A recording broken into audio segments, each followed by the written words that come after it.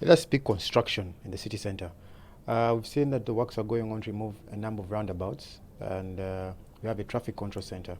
Can you speak about that and the plans you have ahead? Yeah, we have realized that these roundabouts were creating a lot of traffic build-up, and our technical people have been advising that we may need to replace all these big roundabouts with junctions, with signalized junctions. We have a plan to set up about over 20 signalized junctions. As we speak right now, 2 operational, 18 are under testing. And then we'll have a central place, a traffic control center, where by using giant cameras, there will be around the clock 24-hour surveillance of the traffic build-up on the different roads, so that we can have a scientific way of dealing with traffic management centrally, with people who are well trained, sitting in a central place, having a full view, a full macro view of the Kampala traffic network, and being able to give real-time advice and take real-time decisions to ease the traffic burdens in different parts. I believe that should ease the traffic situation moving forward. I don't know if you've taken a drive through Kampala of late. There are very many buildings cropping up every day. And we want to ask you, these people have permits, and does KCCA know about them? Because we understand that infrastructure in Kampala has to go through KCCA for and not to go ahead and build. Do you know about this? When I came to office, I discovered that one of the most under-resourced directorates in KCCA was the Physical Planning Directorate. It had a very small budget, which curtailed their ability to do adequate monitoring of the so many buildings that were coming up. We also found that there are a number of buildings that are coming up without permits because of 2 reasons. Either a delay on our side to process permits and building permissions, or corruption on the part of the builders not wanting to submit their drawings for quality checks. Now, we have approached this problem in a double dimension.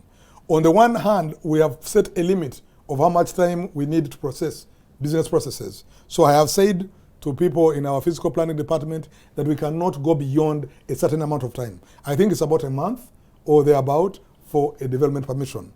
And number 2, we are going to have teams going to monitor and check out these buildings and find out which are those which do not have permits. Potholes are everywhere. And we understand that right now Kampala is like a construction site. When should Kampala people enjoy and say, this is the day to wake up in the morning and I'm going to drive my car from home to a workplace and there are no potholes? We must apologize that there has been a bit of a problem with that. And it's a problem that stems from a wide range of issues that I may not be in position to resolve or answer comprehensively right now. But let me say that there is a commitment. One is that the government of Uganda has provided quite a bit of funding now for roads through the GKMA World Bank project, which is very big. We have got the ADB funded roads project. We've got so many, we've gotten funding from the government to deal with the maintenance of roads. And so we're going to have, because of this investment and because of the public outcry, we have had to spread ourselves thin and respond. Now, because we're dealing with so many roads at the same time, it has made Kampala look like, as you say, a construction site, unfortunately. But we also feel the pressure to move fast because people want to see their time spent on roads reducing.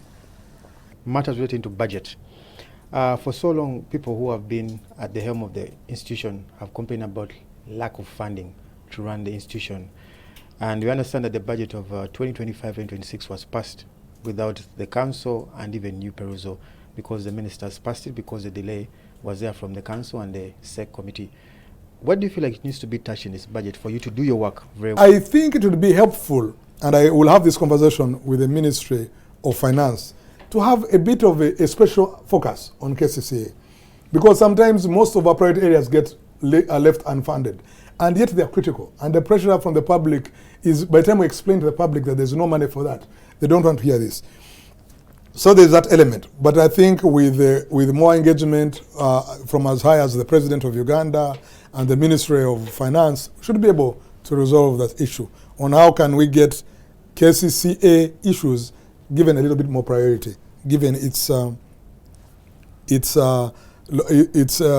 vital positioning in the economic and political setup of Uganda. But number 2 is the issue of the politics in the building, in the City Hall. So unfortunately, this time around, the budget of KCCA was not even considered by the council. and if the law says it is the council to approve the budget before it goes to the minister for onward transmission to the relevant bodies in finance and parliament. Unfortunately, there was a standoff between the council and the City Executive Committee. So this forces us to seek the intervention of the minister, who can take executive actions. This is not the ideal situation we'd like to be in, but it's a situation we find ourselves in. The shortcut out of this mess will be to develop a mechanism of better coordination, working in a timely manner, better consultation, and improving the relations between these different entities. Of course, now that we're entering a political season, that may not be easy to achieve, because politics being what it is, everybody wants to be seen to take their positions and be very strong on their positions. Thank you so much. That was Frank Rusa, the acting ED of KCCA. Thank you for your time. Thank you. We'll meet next time. Raymond Tamale, NTV Tonight.